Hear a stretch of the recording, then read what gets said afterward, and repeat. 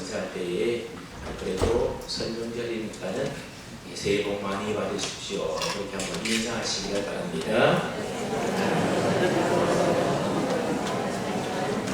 저희가 다시 한번 인사를 하는데 뭐라고 인사하는가 하면 하나님이 우리와 함께 하십니다. 힘내십시오. 그렇게 인사해 봅시다.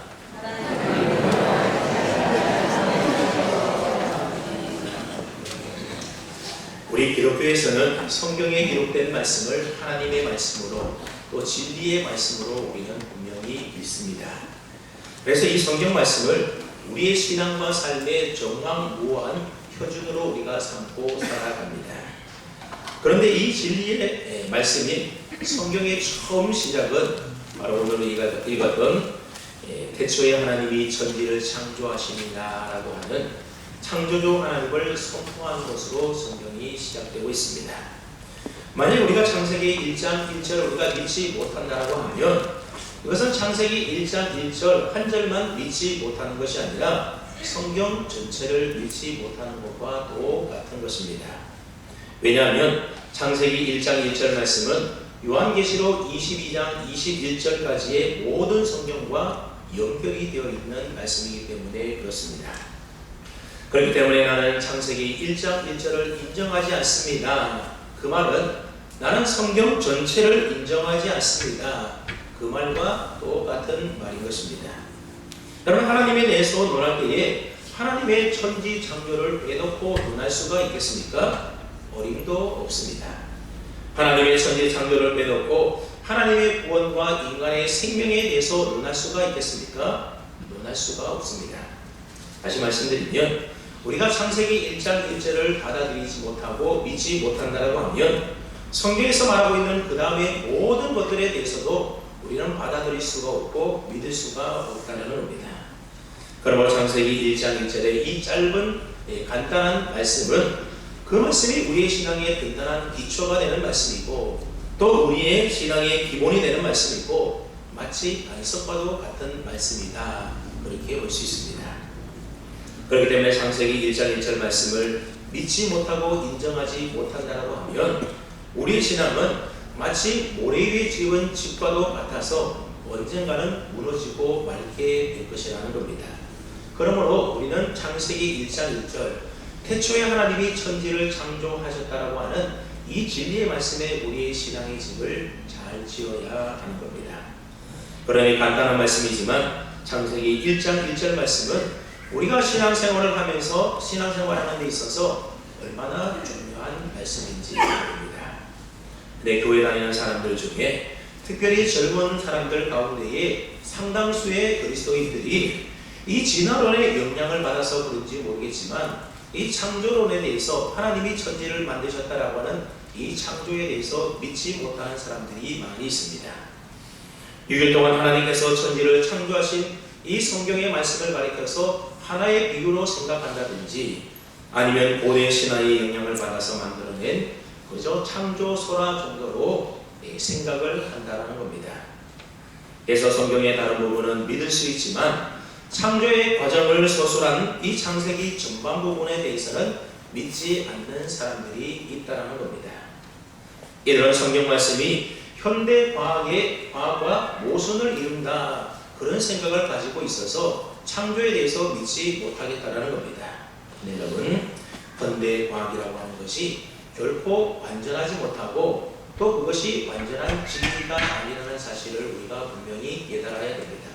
얼마 전까지만 해도 분명히 진리였던 과학적으로 증명된 법칙이었지만 그러나 얼마 후에 또 다시 발견하게 되면 이전의 것들이 진리가 아님을 우리가 알 수가 있는 일들이 얼마나 많이 있습니다. 많이 있습니다. 그래서 자연의 법칙들이 밝혀지면 밝혀질수록 오히려 하나님의 말씀이 성경이 틀림이 없다는 사실을 뒷받침해 주는 경우들이 많이 있습니다. 1859년에 찰스 다윈이라는 과학자가 종의 기원이라고 하는 책을 출판하게 됩니다. 이로 인하여서 출현한 진화론은 그 시대의 배경과 조건에 맞추어서 급속도로 전 유럽을 거쳐서 전 세계로 퍼져나가게 됩니다. 그 이전에는 아무도 건드리지 못했던 신의 영역이었던 천지 창조가 하나님의 존엄성 등이 이 진화론에 의해서 흔들리게 되어버린 것입니다. 그래서 진화론에 하나님을 대신하는 하나의 이론이 되어버렸습니다. 이 진화론이 전 세계로 퍼질 때까지 교회는 하나님의 천지 창조에 대해서 믿음의 체계로밖에는 설명하지 못했기 때문에 그저 침묵할 수밖에 없었던 겁니다. 그러다 보니 우주의 기원과 생명의 기원에 관한 하나의 가설에 불과했던 이 진화론이 마치 이제는 과학의 정설처럼 진리처럼 굳어져 버렸다라고 하는 겁니다. 하지만 진화론이 시작된 지 100년이 지난 1959년 시카고 대학에서 열린 진화론 100주년 기념대회를 비롯해서 그 외 여러 곳에서는 이 진화론이 증명되지 않는 부분이 많다라고 하는 의견들이 나오기 시작했습니다. 진화론을 부정하는 의견들은 이제 조금씩 늘어나게 되었고 또 학계의 권위자들도 그것을 부정하기에 이르게 되었습니다. 그로 인하여 크리스천 과학자들은 성경에 기초한 과학적 연구를 활발하게 하기 시작했습니다. 그래서 이른바 창조과학이라고 하는 것이 생겨나게 되었습니다. 창조과학은 과학이 하나님을 부정하는 도구로 쓰여지는 것을 바꾸어서 이제는 진화론을 부정하고 창조에 대한 과학적인 증거를 제시하는, 그래서 성도들에게 믿음을 주는 데 도움을 주는 역할을 하게끔 하게 되었던 겁니다.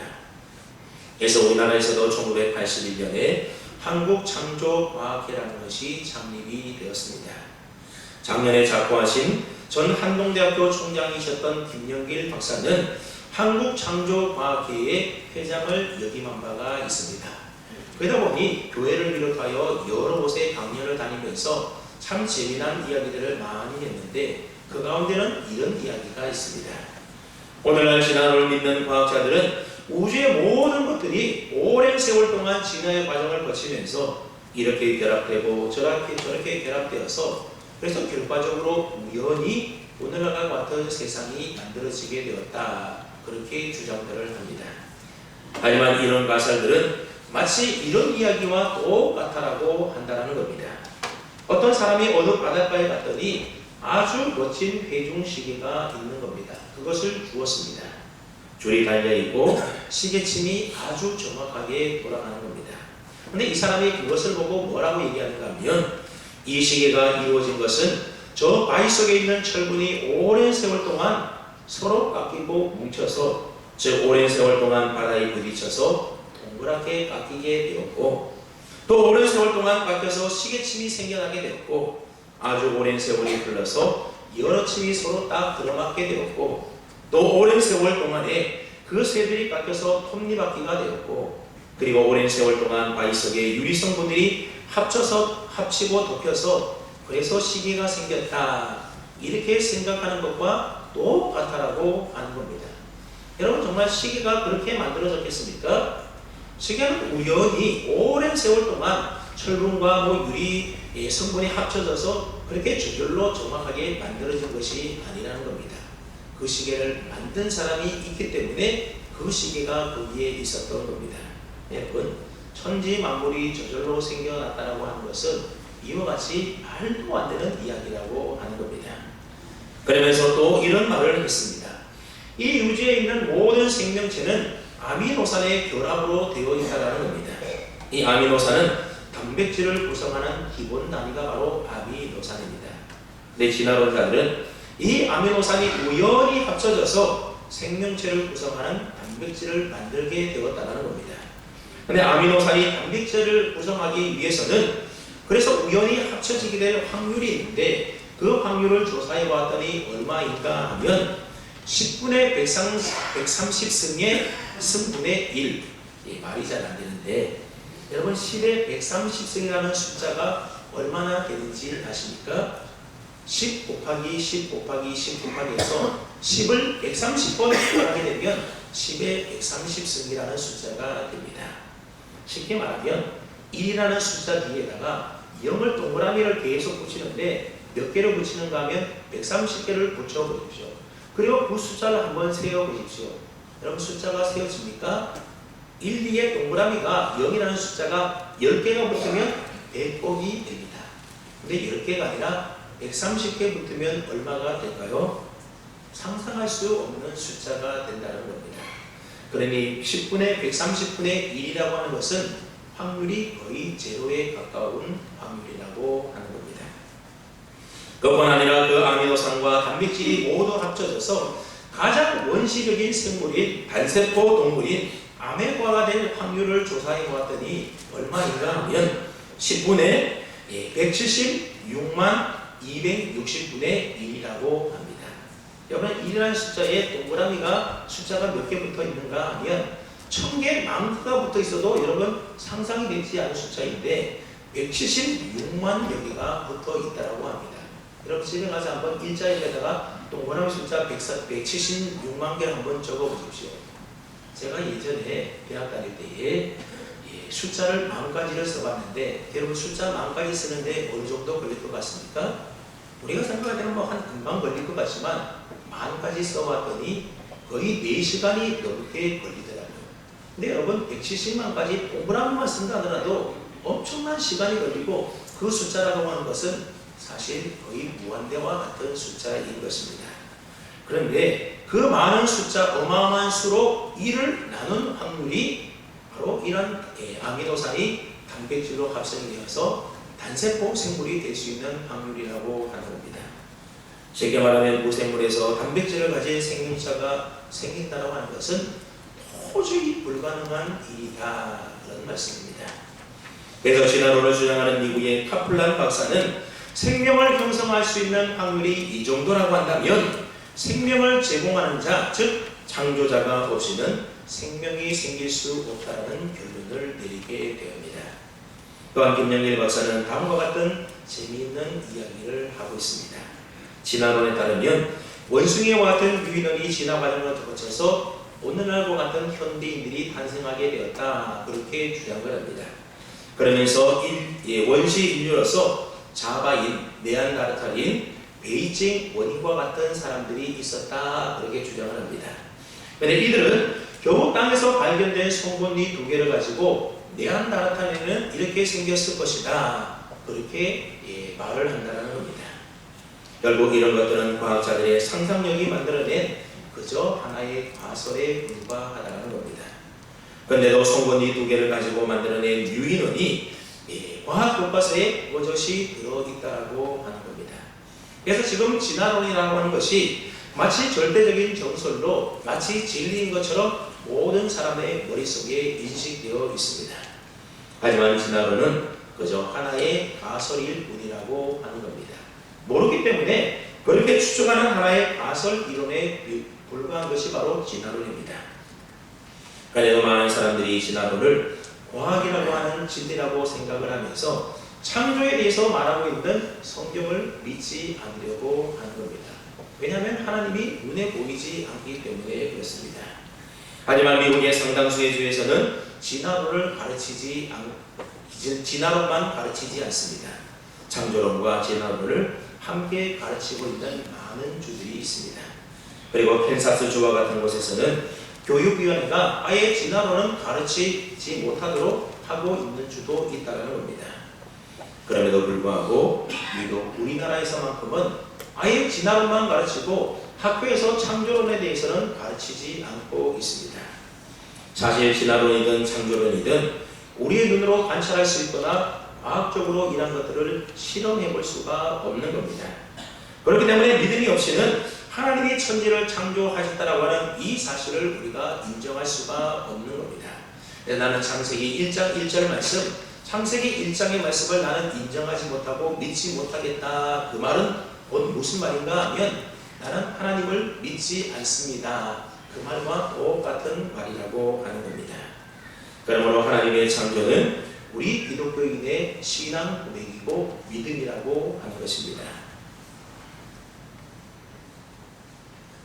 그래서 우리가 이런 의미에서 예배를 드리면서 나는 전능하신 아버지 하나님 천지의 창조주를 믿습니다. 그렇게 사도신경으로 우리 신앙을 고백하는 것입니다. 근데 창세기 1장의 1절에서 말하고 있는 이 창조라는 것은 아무것도 없는 무에서 유를 창조하는 창조를 의미하는 것입니다. 히브리어에 보게 되면 창조와 관련되어 있는 3가지 단어가 나오게 됩니다. 먼저 바라라고 하는 단어가 있습니다. 이 단어의 뜻은 아무것도 없는 무에서 유를 만들어내는 창조, 이것을 가리켜서 바라라 그렇게 말한다는 겁니다. 그 다음에 아사라고 하는 단어가 있습니다. 이 아사는 무엇인가 있는 재료를 가지고 무엇인가를 만들 때에 사용되는 단어가 바로 이 아사라고 하는 단어입니다. 예를 들어보면 나무를 가지고 나무를 재료로 해서 의자를 만들거나 책상을 만들거나 또는 천을 가지고 옷을 만드는 일들이 바로 이 아사에 해당되는 겁니다. 그 다음에 나오는 단어가 야차르라고 하는 단어가 있습니다. 이것은 모델을 앞에 놓고 그대로 본떠서 만드는 것을 가리켜서 야차르다 그렇게 말을 합니다. 그러니까 우리 인간은 아사와 야차르는 흉내낼 수가 있다는 겁니다. 여러분, 그래서 우리 인간은 이러한 창조의 능력을 발휘해서 오늘날 첨단 과학기술들을 만들어내지 않았습니까? 그 중에서도 인공지능을 가지고 있는 로봇들도 요즘 참 많이 만들어냈습니다. 여러분, 인공지능 로봇이 얼마나 똑똑하고 뛰어난지 인간의 두뇌보다도 훨씬 더 똑똑하고 뛰어나다고 합니다. 그래서 얼마 전에 이세돌 구단과 인공지능 AI를 가지고 있는 한돌이 바둑 대결을 해서 큰 화제를 불러일으키지 않았습니까? 이세돌 구단이 첫 판을 이겼지만 결국에는 나중에 두 판을 져서 결국 지고 말았습니다. 그것도 이세돌 구단이 흑돌 두 개를 미리 깔고 대국했음에도 불구하고 나중에는 불개패를 당하고 합니다. 여러분, 사람의 창조 능력이라는 것이 이와 같이 뛰어나다라고 하는 겁니다. 그런데 과학이 아무리 발달해도 사람이 못하는 것이 있다는 겁니다. 그것이 무엇인가 하면 우리 사람은 생명을 창조해내지 못합니다. 요즘 미국과 유럽 등지에서 곽광을 받고 있는 인공계란이라는 것이 있는데 여러분이 혹시 보셨는지 모르겠습니다. 최근에 우리나라에도 시판되고 있습니다. 이 인공계란은 식물성 재료로 만들었기 때문에 콜레스테롤 걱정할 필요가 없고 또 항생제나 조류독감 걱정 없이 안전하게 계란을 먹을 수 있도록 계란과 똑같이 만들었다는 겁니다. 그런데 진짜 계란처럼 만들었음에도 불구하고 그 안에 생명은 만들어 넣지 못했다는 겁니다. 그래서 아무리 인공계란을 가지고 부화기에 놓고 부화를 해보려고 해도 그 속에서 묘마리가 태어나지 않는 겁니다. 여러분, 생명은 오직 누구만이 만들 수 있습니까?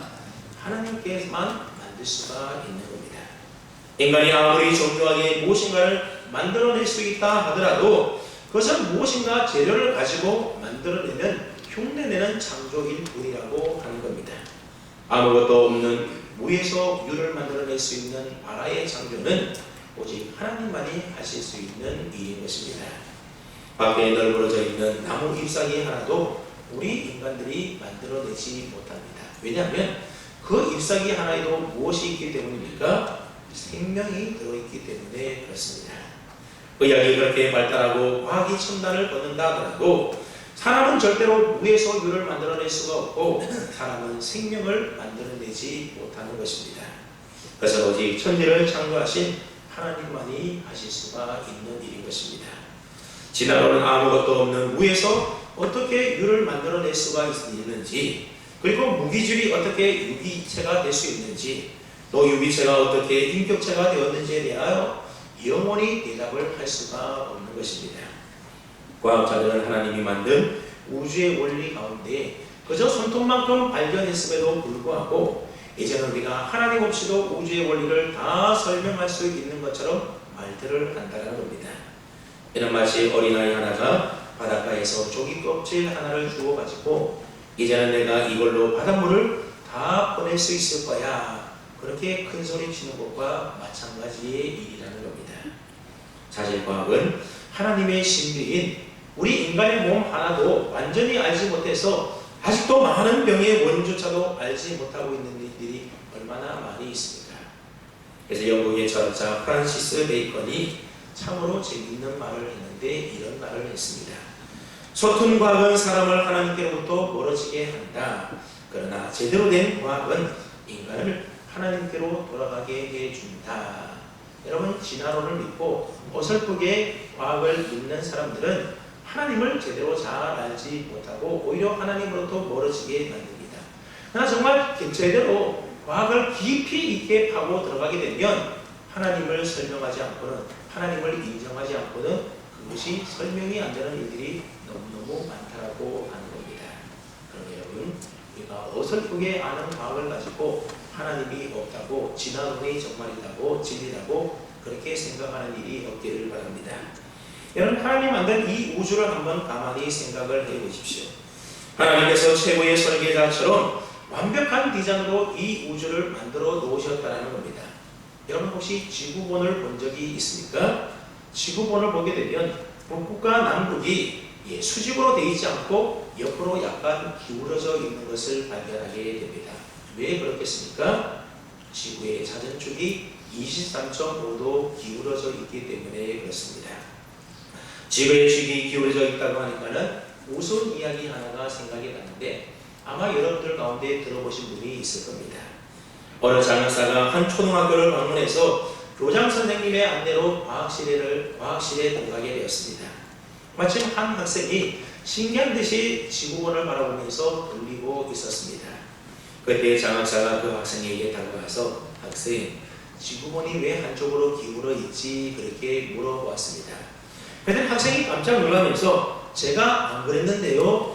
그러면서 급히 바깥으로 뛰어나갔습니다.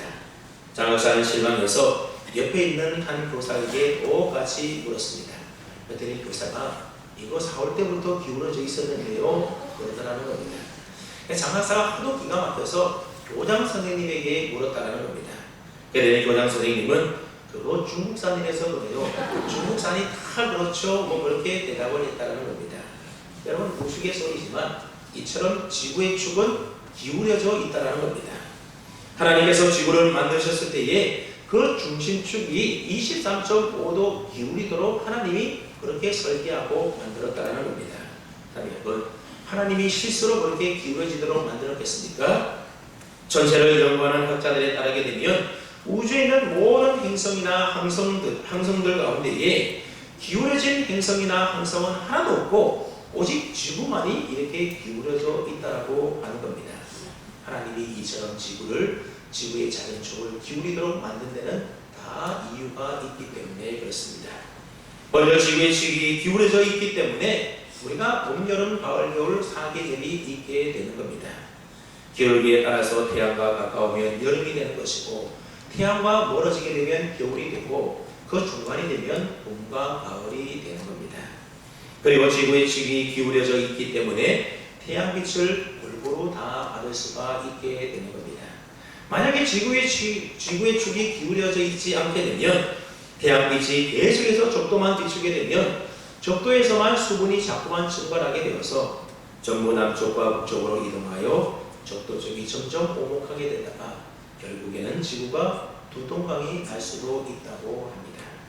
그러니 지구가 23.5도로 기울어진 것은 우연히 그렇게 된 것이 아니라 하나님의 다 놀라운 섭리와 계획을 따라서 그렇게 기울어지게 하나님이 만드셨다는 겁니다.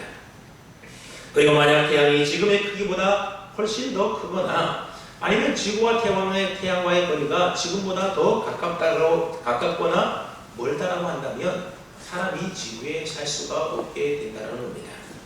여러분 적도지방은 극지방보다도 지구 반지름 길이만큼 태양에 조금 더 가깝습니다. 그랬더니 1년 내내 무더운 여름이지 않습니까? 반대로 극지방은 적도지방보다도 지구 반지름 길이만큼 태양에 조금 더 멀게 있습니다. 그랬더니 1년 내내 겨울이더라는 겁니다. 근데 사실 지구의 반지름의 길이라고 하는 것은 태양계 전체의 길이를 생각해 볼 때에 사실 눈꽃만큼도 안 되는 거리에 불과하다는 겁니다. 근데 그 거리만큼 가깝고 멀고에 따라서 더워서 못 살고 추워서 못 살게 된다는 겁니다. 그러니 하나님께서 태양과 지구를 만드실 때에 사람이 적당하게 살 수 있도록 크기와 거리를 가장 알맞게 만드시고 가장 적절한 위치에다가 태양과 지구 사이의 거리를 해서 지구를 그곳에 놓았다라고 하는 겁니다. 여러분 얼마나 기가 막힌 하나님이십니까? 그런데 신학론자들은 이 모든 것들이 다 우연히 저절로 그렇게 되었다 말하고 있습니다. 여러분 총알이 얼마나 빠른지 아십니까? 총을 탕하고 쏘면 총알이 1초에 얼마큼 날아가는가 하면 1000m, 1km를 날아간다고 합니다. 째깍하는 사이에 1km 정도 날아가니 총알의 속도가 얼마나 빠른지 모릅니다. 네, 여러분, 지구는 총알보다도 훨씬 더 빠른 속도로 지금 태양 주위를 공전하고 있습니다. 지구와 태양 논리를 1년에 한 번씩 돌게 되는데 얼마나 빨리 도는가 하면 1초에 30km 속도로 그렇게 빨리 달리고 있다는 겁니다. 1초에 30km입니다. 여러분, 째깍하면 30km 간다는 겁니다. 그러니 우리 지구가 굉장히 우리 귀에는 들리지 않지만 굉장히 큰 소리를 내며 돌아가고 있고 총알보다도 30배나 빠른 속도로 돌아가고 있는 겁니다. 거기에다가 지구는 매일 하루에 한 바퀴씩 마치 팽이가 돌듯이 스스로 돌아가고 있습니다. 이것을 지구의 자전이라고 하는데 지구의 자전의 속도가 얼마인가 하면 1초에 466m의 속도로 돌아가고 있다는 겁니다. 지금도 이 속도로 돌아가고 있습니다. 근데 여러분, 이 속도는 소리의 속도, 음속보다도 훨씬 더 빠르다고 합니다. 그러니까는 지구의 제트기 속도로 지금 지구가 자전하고 있는 겁니다. 놀이동산에 가보게 되면 이리저리 회전하면서 빠르게 돌아가는 놀이기구들이 있지 않습니까? 그런 기구 한번 타고 나게 되면 한 4, 5분 정도밖에 타지 않았음에도 불구하고 어지럽고 토할 것 같고 또 나오면 막 쓰러질 것 같아서 옆에 막 붙잡고 나오지 않습니까?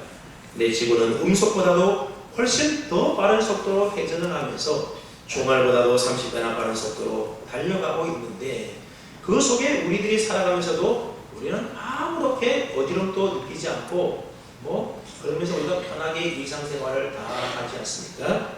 하나님이 그렇게 만드셨기 때문이라는 겁니다. 여러분, 참 신기하지 않습니까? 더 신기한 것은 이 지구가 지금보다도 조금만 더 느리게 자전을 한다든지 아니면 조금만 더 빨리 회전을 한다고 한다면 지구에 큰일이 생겨난다는 겁니다. 만약 지구가 현재의 속도보다도 10분의 1 정도 느리게 돈다고 한다면 우리의 밤과 낮의 시간이 10배 정도로 길어지게 되는 겁니다. 그래서 한번 밤이 되게 되면 240시간 동안 계속 밤이 되고 한번 낮이 되면 240시간 동안 계속해서 밤이 되는 겁니다. 그렇게 낮이 계속되는 동안에 뜨거운 태양들이 모든 식물을 다 죽여버리게 된다는 겁니다.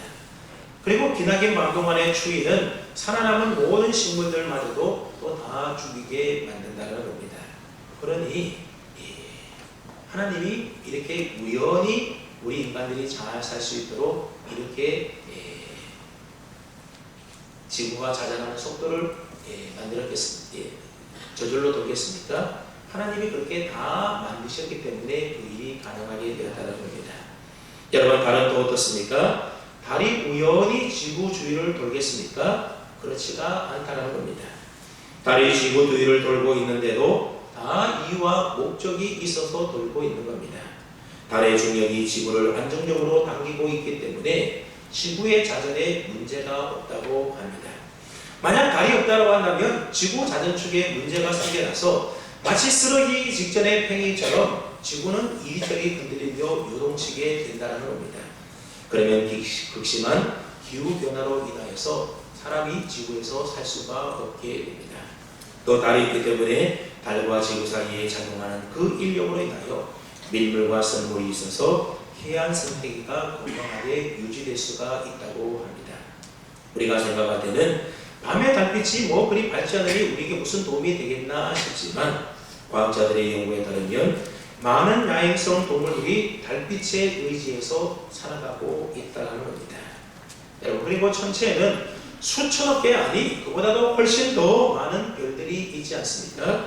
그런데도 이 별들이 다 질서 있게 정연하게 움직여서 서로 충돌하지 않고 궤도를 이탈하지 않고 있습니다. 그럼 만약에 지구나 별들이 궤도를 이탈해서 질서 있지 않게 무질서하게 다닌다고 한번 생각해 보십시오. 그러면 곳곳에서 폭발이 일어나고 그러면 아마 우주가 엉망이 되고 말 것입니다. 하나님이 지으신 이 우주는 결코 충돌하는 법이 없도록 질서 정연하게 하나님이 만들어 놓으셨다는 겁니다. 여러분, 이 모든 것들이 그저 저절로 우연히 이렇게 되었겠습니까? 만약 우연히 저절로 된 일이라고 한다면 어떻게 이런 우연들이 한두 번도 아니라 계속해서 반복해서 수도 없이 정확하고 질서 있게 이렇게 될 수가 있는 것이겠습니까? 만약 그 우연이라는 것이 한 번이라도 어긋나게 되어버린다고 한다면 우리는 이 지구에서 생명을 유지하며 살 수가 없게 될 것입니다. 여러분, 이것이 어디 지구와 태양과 달과 우주의 관계에서만 그렇겠습니까? 사람을 비롯한 모든 생명체에 담긴 하나님의 창조의 신비에 대해서 이야기하려고 하면 끝이 없다는 겁니다.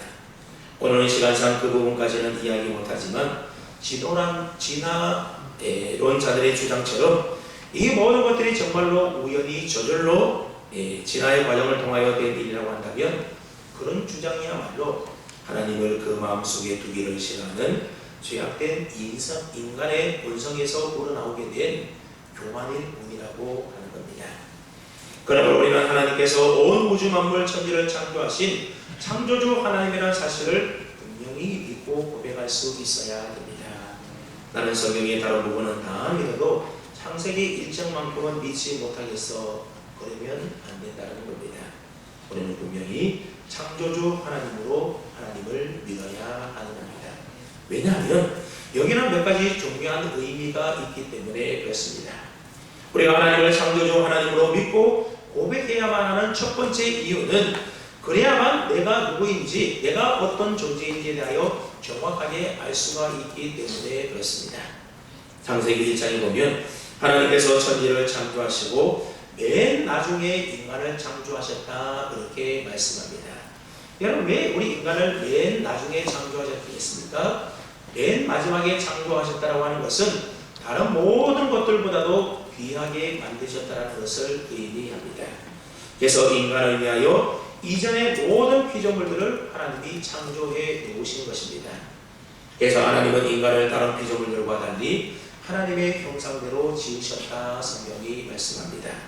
또 하나님께서 정성을 다하여 지으신 하나님의 소중한 작품이 바로 저와 여러분들 우리 인간들인 것입니다. 나는 결코 시시하게 우연히 아무런 목적도 없이 대충 이 세상에 던져진 그런 존재가 결코 아니라는 겁니다. 만약 지난번대로 원숭이가 우리 인간들의 조상이라고 한다면 거기에 무슨 내 인생의 가치가 있고 내 인생의 존재의 의미와 목적이 있을 수가 있겠습니다. 그러면 우리가 하나님을 창조주 하나님으로 믿고 할 때에 나는 하나님께서 친히 만드신 참으로 소중하고 귀한 존재라는 것을 깨닫고 그러한 삶을 우리가 살아갈 수가 있는 것입니다. 두 번째로 창조주 하나님을 믿을 때에 내가 무엇을 위하여 살아야 할지 인생의 목적을 비로소 바로 알게 된다는 겁니다. 하나님께서 나를 창조하셨다는 것은 나를 필요로 해서 나를 이 세상에 태어나게 하신 것입니다.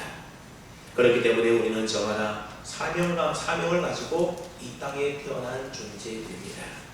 하나님께서 주신 그 살아야 될 이유가 우리 모두에게 분명히 있다는 겁니다. 그런데 안타깝게도 자신이 무엇을 위하여 살아야 할지를 모르는 채 살아가는 사람들이 지금도 너무나 많이 있다고 하는 겁니다. 나중에 보면 잘못된 세계관 때문에 생겨난 일입니다. 진화론자들은 생명체들이 어떻게 존재하는지에 대해서만 관심을 집중하고 있지 생명체들이 무엇을 위하여 존재하는지에 대해서는 그들이 별로 관심을 두지 않습니다. 그래서 생명체의 존재 목적에 대해서 그들은 아는 바가 전혀 없습니다. 현대 진화론을 대표하는 사람인 리차드 도킨슨이라는 사람이 지은 이기적인 유전자라는 책이 있는데 그는 이 책에서 진화론적인 세계관에 대하여 이렇게 이야기를 합니다. 인간은 아무것도 아니다. 그냥 인간의 이기적인 유전자를 번식시키기 위해서 여기에 던져져 있을 뿐이다. 인생이 보다 높은 목적 따위는 없다. 그렇게 말을 하고 있습니다. 한마디로 인생 별거 없다라는 겁니다. 잘 먹고 잘 살다가 자식 키우고 죽는 것이 바로 우리 인생의 목적의 전부라고 이야기하고 있는 겁니다. 그래서 진화론자들은 대체로 허무주의에 빠질 가능성이 매우 높습니다. 하지만 창조주 하나님을 믿는 우리들은 내가 이 세상에 태어난 존재의 목적과 의미를 우리가 바로 알고 나름대로 살아가는 삶의 이유와 목적을 찾아가지고 그것을 위하여 살아가지 않습니까? 그 목적이 바로 우리의 사명인 것입니다. 마지막 셋째는 우리가 어떻게 살아야 할지에 대하여 가르쳐 준다라고 하는 겁니다. 앞서 얘기한 대로 인간은 하나님의 형상대로 창조되었다 말씀드렸습니다. 그렇기 때문에 인간은 인간답게 살아가야 합니다. 그것이 하나님의 형상대로 지음을 받은 인간다운 삶의 모습인 것입니다. 그래서 창조주 하나님을 믿는 사람은 이 인간다움을 깨닫고 하나님의 형상을 닮은 인간다운 삶의 모습으로 살아가려고 힘쓰는 것입니다. 지나온 자들은 인간이나 동물이나 다 경쟁에서 진 자들은 도태되어서 마땅하고 그것이 당연하다라고 주장을 합니다. 그래서 강한 유전자를 가진 민족이 약한 유전자를 가진 민족을 집어삼키더라도 그것은 조금도 잘못된 일이 아니라는 겁니다. 일제가 한국을 점령할 수 있었던 근거가 되었던 사고방식이 바로 진화론적인 사고방식이었던 겁니다. 오늘날에도 더 많이 가진 자들이 약자를 괴롭히는 것은 이러한 적자 생존이라고 하는 진화론적인 사고방식 때문에 그런 것입니다. 하지만 하나님은 하나님의 형상대로 지음을 받은 우리들에게 약한 자를 돌봐주고 약한 자를 섬기고 사랑하며 산다라고, 그리고 어려운 이웃들을 불쌍히 여기며 돌보는 삶을 살라라고 가르쳐주지 않습니까? 그리고 이웃과 더불어서 함께 평화를 이루며 살라라고 하십니다.